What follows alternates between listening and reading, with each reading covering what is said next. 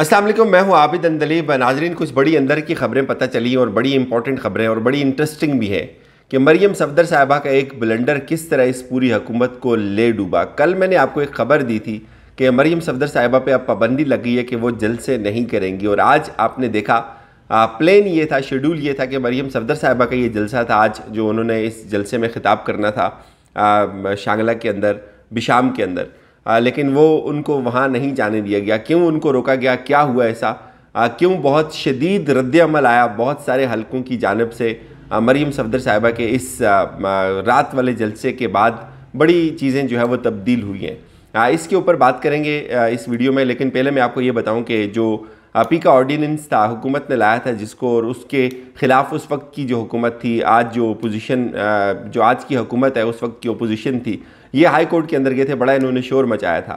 अब ये दोबारा FIA ने उसको चैलेंज किया हाई कोर्ट के फैसले को सुप्रीम कोर्ट के अंदर, और उसकी एक शिक जो थी 20, और अब उसके ऊपर जब हुकूमत के ऊपर बहुत ज़्यादा तनकीद आई तो हुकूमत ने यह कहा जी कि हमें तो पता ही नहीं चला, FIA ने यह कर दिया, और FIA ने भी उसके ऊपर एक ट्वीट दाग दिया कि हमने हुकूमत की मर्ज़ी के बगैर इसको चैलेंज किया था, जो कि मुमकिन नहीं है, ये हो नहीं सकता, इतना बड़ा फ़ैसला हुकूमत की मर्ज़ी के बगैर FIA नहीं कर सकती, चूँकि ये इनिशिएटिव गवर्नमेंट का था और इस वक्त हुकूमत को बहुत ज़्यादा ज़रूरत है इस तरह के काले कवानीन की सोशल मीडिया के ऊपर क्रैक डाउन करने के लिए। तो ये हुकूमत की मर्ज़ी से ही हुआ है। अब इसको सिर्फ़ और सिर्फ ये डैमेज कंट्रोल कर रहे हैं, इन्होंने उसको कवर करने की कोशिश की है कि हम जो है वो हमारे ऊपर बहुत ज़्यादा तनकीद हो रही है तो इससे हमारी जान छूट जाए, लेकिन हकीकत कुछ और है।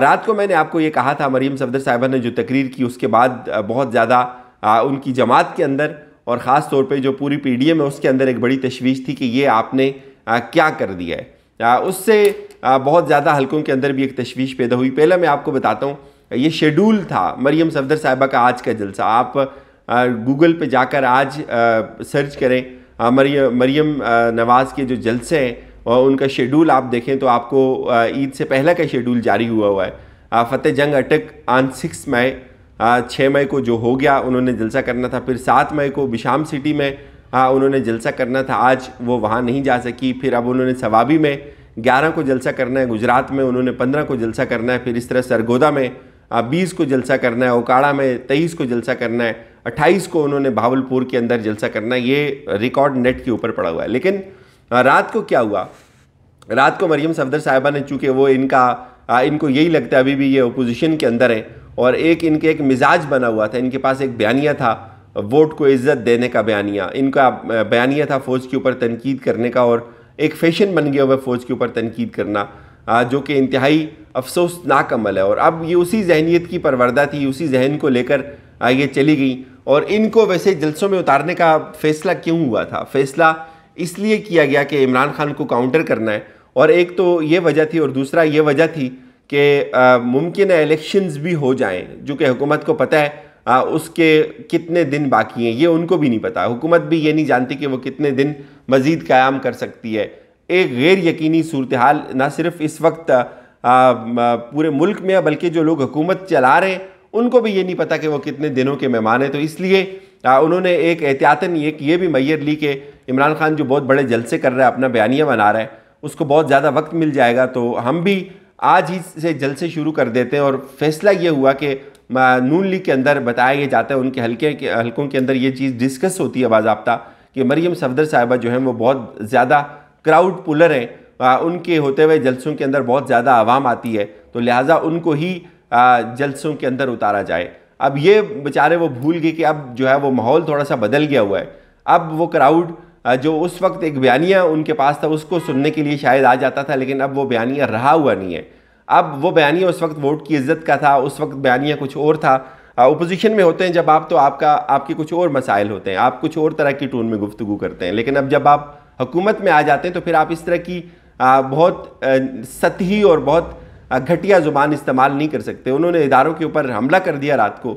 हमला उन्होंने क्या किया कि उन्होंने जनरल फैज़ का नाम लिया, उनकी मुराद जनरल फैज़ थी, और यूँ एक बहुत ज़्यादा तशवीश पाई गई ना सिर्फ सिविल हलकों में बल्कि अस्करी हलकों में भी, कि ये तो एक वाज़े तौर पे मरियम सफदर साहिबा जो है वो अपने इस बयानी की, तहरीक इंसाफ के बयानी की तस्दीक कर रही हैं। अगर वो जनरल फैज़ हमीद के ऊपर तनकीद करती हैं, चूँकि जनरल फैज़ हमीद इस वक्त फ़ौज का हिस्सा है और ये हो नहीं सकता कि फ़ौज इसके ऊपर रिएक्ट ना करे, फ़ौज के अंदर इसके हवाले से तशवीश ना पाई जाए।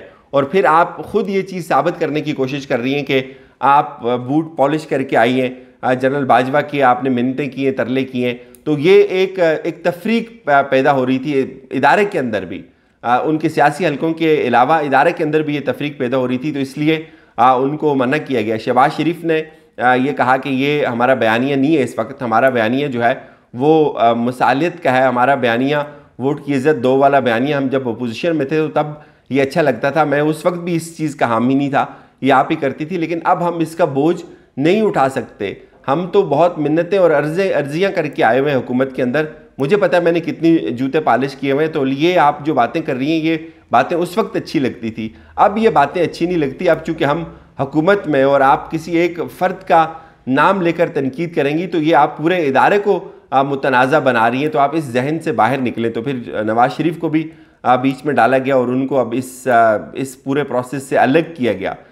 चूँकि ये बात भी झूठ साबित हो गई कि उनके पास बहुत ज़्यादा लोग आते हैं उनके होते हुए जलसों में, वो भी एक बहुत बड़ा अपसेट हुआ उनके लिए कि इतनी ज़्यादा आवाम नहीं आई जो ये सोचते थे। अटक का जो जलसा था बताया जा रहा है कि वो एक महदूद और बहुत तंग जगह पे किया गया और उसमें इतनी ज़्यादा आवाम नहीं आई जितनी इमरान खान के जलसों में आती है। उसका आधा भी नहीं हुआ, बल्कि आधा भी नहीं, उसका एक हिस्सा भी नहीं उन्होंने ये क्राउड निकाल सके। तो मरियम सफदर साहिबा जो क्राउड निकालती हैं वो बयानिया भी गलत साबित हो गया। फिर तकरीर इस तरह से नहीं करनी चाहिए आपको। आप अगर ये सोचती हैं कि आप अपोजिशन में बैठी हुई हैं तो ऐसा नहीं है। अब आप तो बाहर हैं, लेकिन आपके पास, आपके ख़ानदान के पास ये हुकूमत है और उस ख़ानदान को पूछें वो कितनी मेहनत से उन्होंने ये हुकूमत ली हुई है। और ये बयानिया उस हुकूमत के लिए बहुत बड़ा जहर कातिल है और इसका बोझ ना तो ये हुकूमत उठा सकती है ना PDM उठा सकती है, लिहाजा आपको इससे अलग किया जाता है। तो उन्होंने इनको अलग कर लिया है। अब बताया जा रहा है कि ये जलसों के अंदर कुछ जलसों के अंदर शायद ये खिताब करने का इनको मौका मिल भी जाए, लेकिन कम से कम ये टोन इनकी जो है वो नहीं होगी। अब कुछ मखसूस जगहों के ऊपर जलसे करेंगे। और शहबाज शरीफ क्यों नहीं जलसों के अंदर जाना चाहते थे, उसकी भी वजह है। और उसकी सबसे बड़ी वजह ये है कि वो ये कहते हैं कि अगर शहबाज शरीफ जलसों में जाकर ऐलान करेंगे तो उनको कुछ ना कुछ देना पड़ेगा, चूँकि अब वो वज़ीर आज़म है और इस वक्त हुकूमत के पास इतनी इस्तेदाद नहीं है। दावे तो ये बहुत बड़े बड़े कर रहे हैं, झूठ तो ये बहुत बड़े बड़े बोल रहे हैं, यहाँ तक कहे गए कि मुझे तो अपने अगर कपड़े उतारने पड़ गए इस महंगाई को कंट्रोल करने के लिए तो मैं उतार दूंगा।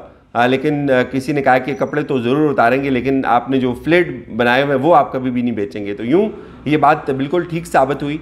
जैसे हमने रात को कहा था कि इनको अब जलसे नहीं करने दिए जाएंगे, इस तरह की जहर आलूद गुफ्तगू नहीं करने दी जाएगी, और बिल्कुल ऐसा ही हुआ। आज आपने देखा ये शेड्यूल जलसा था, मरियम सफदर ने यहाँ जाना था, वो यहाँ नहीं गई। आगे वाले जलसों में भी मुमकिन है 1-2 जलसों में ये जाएँ ज़रूर, लेकिन अब ये वो बयानिया नहीं होगा जो आपने कम से कम रात को इनके मुँह से सुना था। इजाज़त दीजिए, अपना बहुत सारा ख्याल रखिएगा।